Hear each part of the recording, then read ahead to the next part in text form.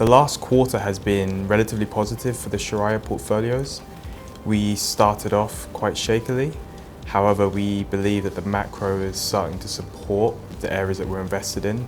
One side we've got, political tensions globally. We've got a raft of elections. We've also got an uncertain environment in terms of inflation and the outlook for inflation and what rates are going to do to bring down higher prices in the global economy.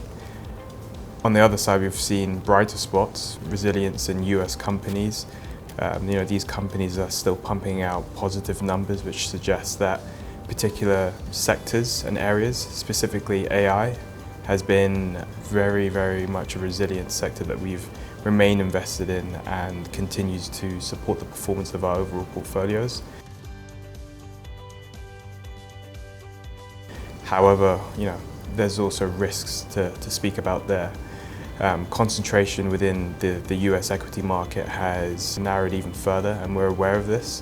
So whilst we have enjoyed the strong rally in AI and US equities, we've repositioned the Sharia portfolios to sort of broaden out our exposure and hedge out some of the concentration risks that we see present. So one of the ways in which we've done that is moved into global equities, or increased our allocation to broader strategies within the global remit.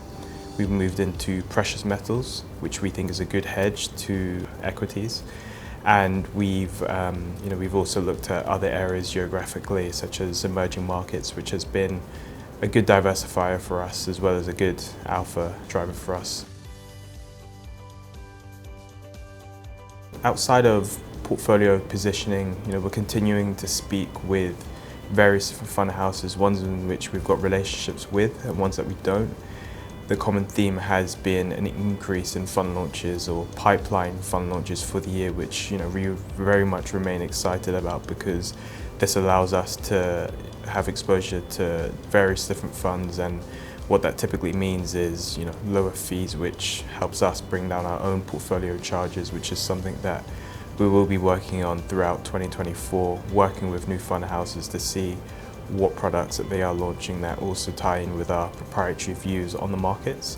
So these are conversations that we're having, and we believe that the Sharia portfolios are not only getting access to cheaper share classes, but more sophisticated investment strategies, which allow us to run a portfolio that almost mimics a traditional portfolio, but with the religious constraints taken into mind.